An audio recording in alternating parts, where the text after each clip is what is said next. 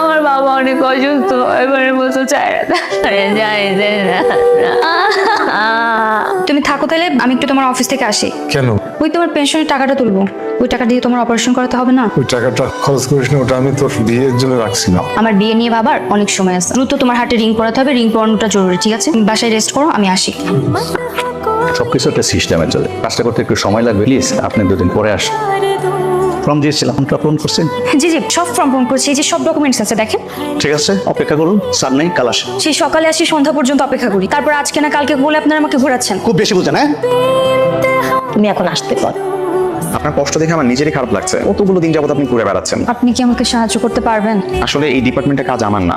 তাছাড়া এই পেনশনের টাকা তুলতে গেলে না অনেক কিছু করতে হয়, এই জন্য বোধহয় সবাই এত গাফলতি করছে। আমার তো সব ডকুমেন্টস রেডি, তারপরও আজকে না কালকে, কালকে না পরশু। আপনি একটা কাজ করেন, আমার সঙ্গে চলেন। স্যার, উনি হচ্ছেন আমাদের প্রাক্তন অফিস সহকারী মতিন চাচার মেয়ে। চাচার পেনশনের টাকাটা